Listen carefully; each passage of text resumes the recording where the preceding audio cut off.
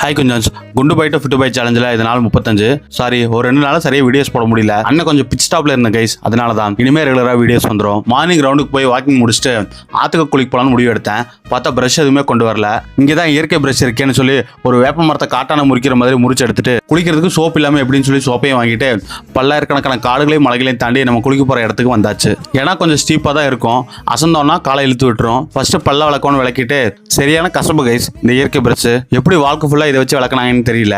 இதாண்டா வியூன்னு சொல்ற மாதிரி அப்படி ஒரு வியூ. ஆர்வத்தில் சட்டையை கழட்ட மறந்துட்டேன். ஜம்முன்னு ஒரு குளியில போடுவேன்னு உட்காந்து குளிக்க ஆரம்பிச்சிட்டேன். மண்டைக்கு ஷாம்பு போட்டுட்டு ஒரு முங்கிட்டு கொண்டு வந்து சோப்பு போடலான்னு கவரை பிரிச்சேன். சோப்பு எண்ணெய் விட்டு பிரிஞ்சு ஓடிடுச்சு. அப்புறம் என்ன பண்ணேன், இருந்த இன்னொரு ஷாம்பு உடம்புக்கு போட்டு குளிச்சுட்டு உருண்டு வந்து கரையேறிட்டு ட்ரெஸ்ஸை மாற்றி தலையை தோட்டிட்டு வீட்டுக்கு கிளம்பிட்டேன். வந்தால் சரியான பசி. ஓட்ஸ் அண்ட் வே ப்ரோட்டீன் கலக்கி அடிச்சுட்டு அப்புறம் 3 முட்டை ஆம்லேட்டை சைடிஸ்க்கு அடிச்சு விட்டுட்டு அப்புறம் நான் ஒரு சோகமான ஸ்டோரி போட்டிருந்தேன். நண்பர் என்னாச்சுன்னு கேட்டார். டிப்ரெஷன் சொன்னேன். சரி வண்டியில் உட்கார ஏறு அப்படின்னு சொல்லி இட்டுன்னு போயிட்டாரு. நான் வண்டியில் உட்காந்தா முன்ன மாதிரி வெயிட்டே தெரியலையாம்மா. கேட்டதும் என்ன ஒரு ஆனந்தம் அந்த கரடிக்குன்ற மாதிரி ஆகிப்போச்சு.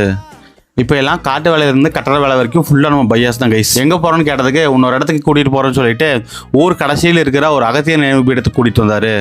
இங்கே உட்காந்து தியானம் பண்ணால் மைண்ட் கொஞ்சம் ரிலாக்ஸ் ஆகும்னு சொன்னார்.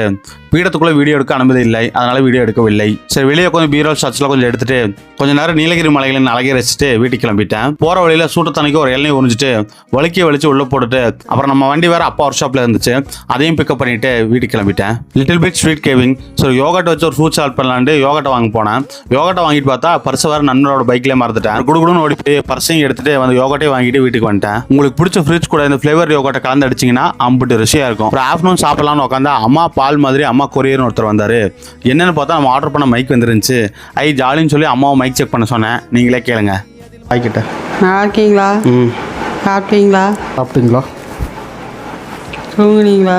அப்புறம் ஆஃப்டர்நூன் அப்படியே சாப்பிட்டுட்டு தூங்கிட்டேன். அப்புறம் நைட் எழுந்திரிச்சு வீடியோக்கெல்லாம் டப்பிங் கொடுத்துட்டு அகைன் தூங்க போயிட்டேன். பை கொஞ்சம் அவ்வளோதான், நாளைக்கு பார்ப்போம்.